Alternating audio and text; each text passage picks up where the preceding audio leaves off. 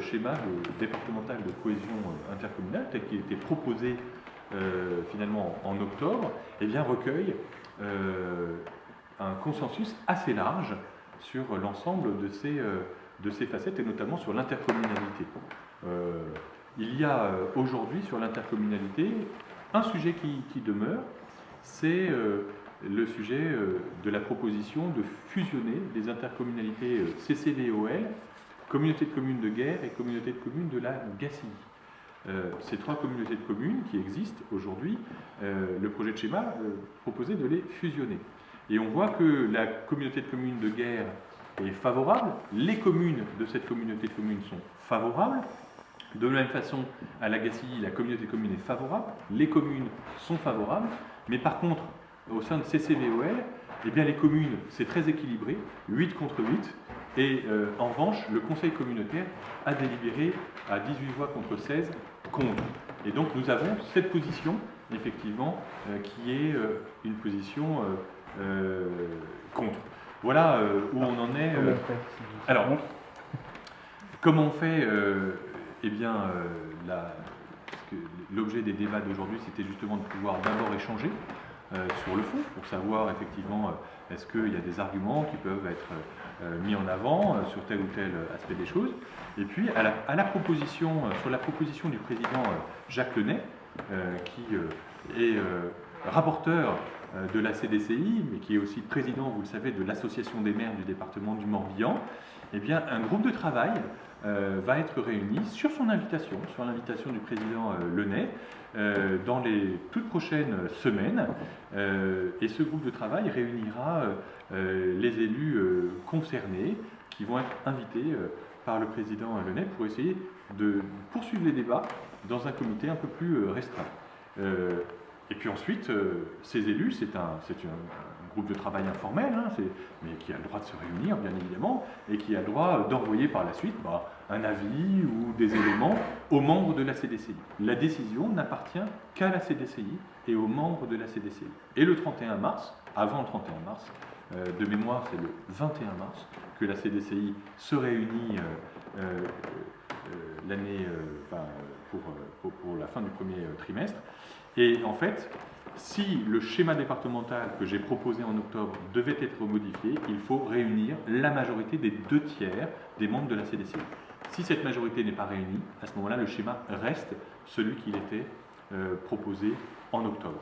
Si en revanche, il y a une majorité qui se dégage contre, notamment sur cette partie-là, puisque c'est celle qui semble encore en discussion, à ce moment-là, je serai tenu de tenir compte, de prendre en compte cette modification dans mon schéma départemental de coopération intercommunale qui doit être arrêté avant le 31 mars.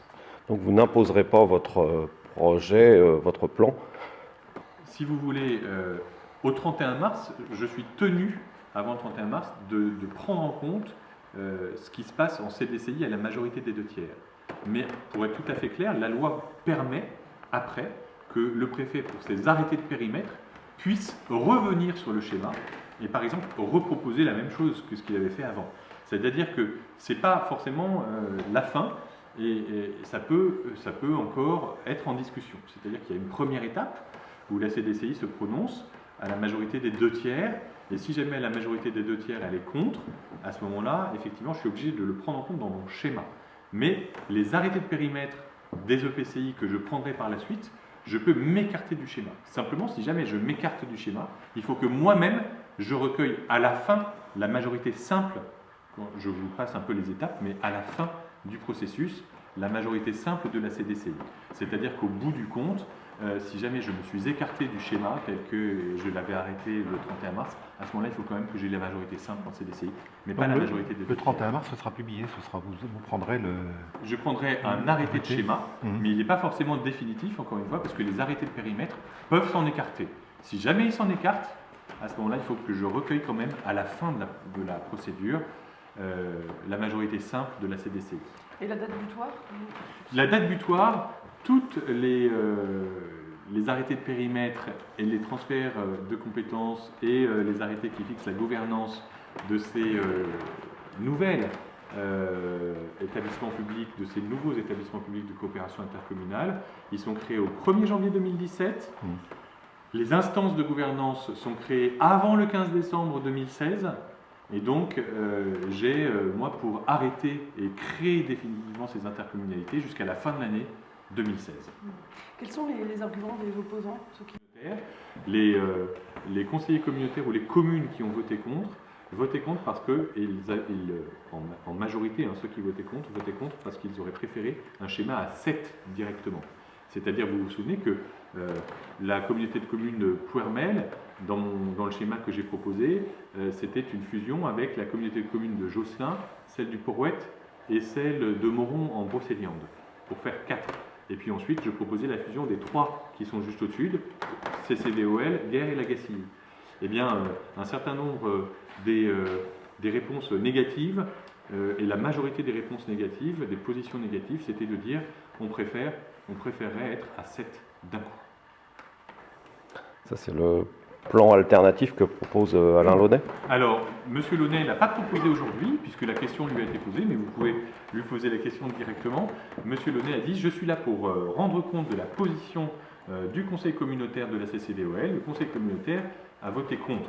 Pour l'instant, il n'a pas proposé, j'allais dire entre guillemets, de plan B. » Mais il doit le faire normalement. Alors, normalement, en CDCI avant le 31 mars, effectivement, on ne peut pas juste dire on refuse le schéma et donc rester à la situation antérieure, puisque la situation antérieure n'est pas possible légalement, puisque la communauté de communes de Guerre et celle de Lagacilly ont moins de 15 000 habitants. Donc il faut bien proposer une autre fusion. En tout cas, faire une majorité, réunir une majorité des 2/3 sur une autre proposition. Et donc, je pense qu'effectivement, les élus viendront, peut-être M. Launay, avec des amendements. Et si ce sont des amendements contre le schéma, eh bien, il faudra bien des amendements pour un schéma alternatif, au moins dans cette partie du territoire. Pour le périmètre, là, j'ai pas trop saisi. Alors, les arrêtés de périmètre, c'est en fait quand, avant le 31 mars, je dois prendre un arrêté de schéma, c'est la carte, la cartographie. D'accord ? Et la cartographie que je dois prendre, elle est fonction des positions des uns et des autres en commission départementale de coopération intercommunale, et notamment si jamais il y a une majorité des 2/3 qui se réunit contre mon schéma, et pour un schéma alternatif, je suis obligé, moi, de le prendre en compte, d'en tenir compte, et de le mettre dans le schéma que j'adopte avant le 31 mars. Mais si je considère que finalement, ce n'est pas la bonne solution, et que je préfère celle que j'avais proposée antérieurement, ou qu'il y en a une autre, une troisième, qui me paraît un peu plus adaptée, à ce moment-là, je peux prendre un arrêté de périmètre qui se détache ou qui ne soit pas exactement la conséquence de mon arrêté de schéma. Mais si jamais je fais ça, cet arrêté de périmètre, c'est un arrêté de périmètre de création de l'EPCI, de périmètre, c'est-à-dire les frontières. D'accord. Mais si jamais je fais ça, je dois réunir à la fin, si vous voulez, une majorité simple, pas des 2/3, mais simple de la CDCI.